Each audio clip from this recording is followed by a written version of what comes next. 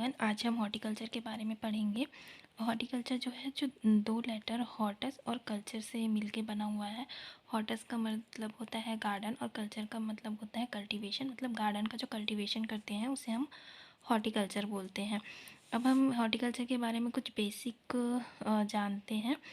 Guys आप यहाँ पे मेरे बोलने पे ज़्यादा ध्यान दीजिएगा, क्योंकि हो सकता है कि आप यहाँ पे कंफ्यूज हो जाएं। तो मेरे पेन के मूव और मैं क्या बोल रही हूँ उस पर थोड़ा फोकस कीजिएगा।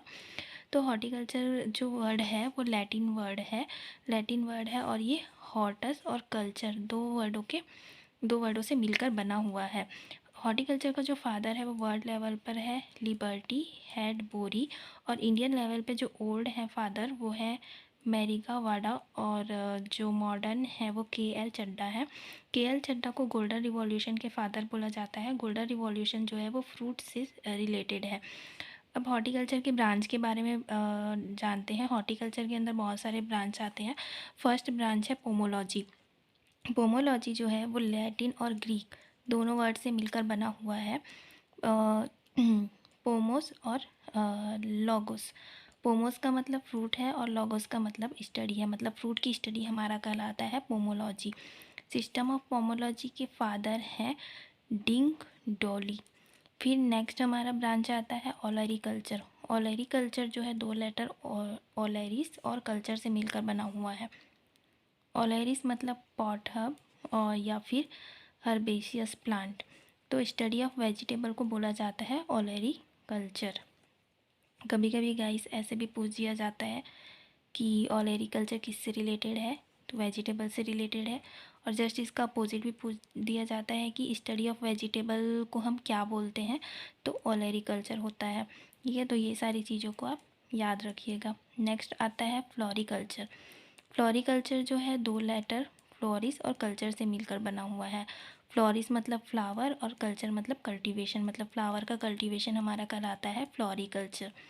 इसमें हम कमर्शियल फ्लावर के बारे में पढ़ते हैं। ओके, और इसके अंदर और भी चीज़ें आती हैं, जैसे ऐसे फ्लावर जो हम डेकोरेटिव के लिए यूज़ करते हैं, गार्डनिंग के लिए यूज़ करते हैं, या फिर ऐसी पत्तियां जो हम सजाने के लिए यूज़ करते हैं, फूलों का यूज़ करते हैं। लॉन जो घास उगाते हैं उसकी भी खेती फ्लोरिकल्चर के अंदर आती है। नेक्स्ट ब्रांच आता है वीटी या फिर विनीकल्चर। वीटी और या फिर विनीकल्चर दो लेटर से मिलकर बना हुआ है, विनी और कल्चर। विनी का मतलब होता है लताएं और कल्चर मतलब होता है कल्टीवेशन। मतलब ऐसे प्लांट का कल्टीवेशन जिसमें लताएं होती है। तो इसमें स्टडी ऑफ ग्रेप्स और उसके प्रोसेसिंग के बारे में स्टडी किया जाता है। देन नेक्स्ट आता है ओएनोलॉजी। ओएनोलॉजी दो लेटर से मिलकर बना हुआ है, ओएनोस और लॉगोस। ओएनोस मतलब वाइन और लॉगोस मतलब स्टडी। मतलब वाइन बनाने वाले जो पदार्थ होते हैं, जो प्लांट्स होते हैं, उसकी स्टडी कहलाती ओएनोलॉजी। फिर नेक्स्ट आता है प्लांटेशन क्रॉप। प्लांटेशन क्रॉप का जो इसमें क्या होता है ना, रिटर्न हमें हाई मिलता है। हम इसे प्रोसेस के बाद भी यूज़ कर सकते हैं प्लांटेशन क्रॉप को। जैसे कि एग्ज़ाम्पल है tea, coffee, rubber, coconut, areca nut etcetera. ठीक है, central plant cropping research institute है केरल में। Central plant cropping research institute है कहाँ, केरला में। ओके, अब नेक्स्ट आते हैं स्पाइसेस क्रॉप।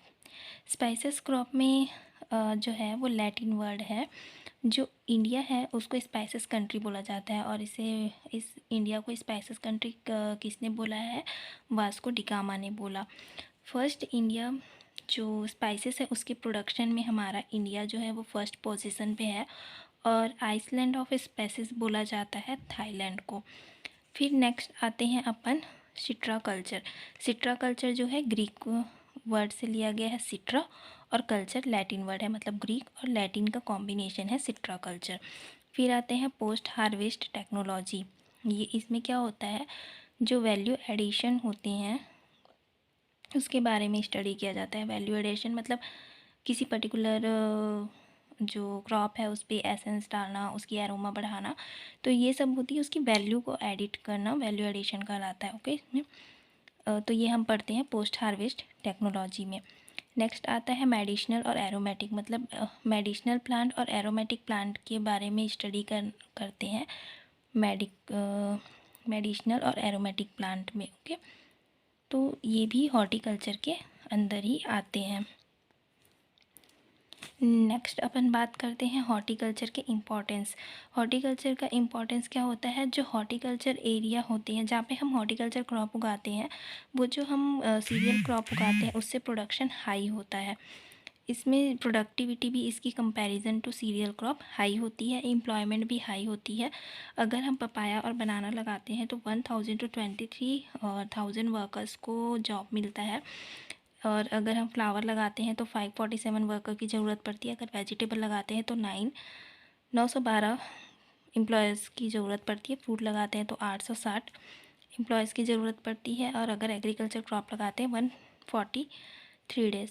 सॉरी गाइस, यहाँ पे थोड़ा मिस्टेक हो गया है। पपाया और बनाना के लिए इतने दिन, मतलब 1000 से 23,000 दिन तक हमें एम्प्लॉयमेंट जनरेट होती है उस एरिया पे।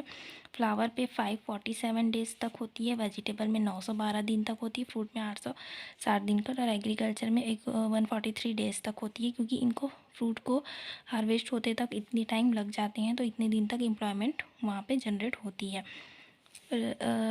रिलीजियस पर्पस के लिए भी इम्पॉर्टेंट है हॉर्टिकल्चर क्रॉप। और रिलीजियस पर्पस के लिए कौन कौन से हॉर्टिकल्चर क्रॉप इम्पॉर्टेंट है, तो इसके कुछ एग्जांपल है कोकोनट, बेल, लोटस एक्सेट्रा। और जो हमारा फील्ड होता है तो हम वेस्ट लैंड पे का यूज़ हॉर्टिकल्चर को क्रॉप्स में बहुत ज़्यादा होती है। तो ये सारी चीज़ें हमारी हॉर्टिकल्चर क्रॉप्स की इम्पोर्टेंस हो गई। आज के लिए इतना ही गाइस, थैंक यू।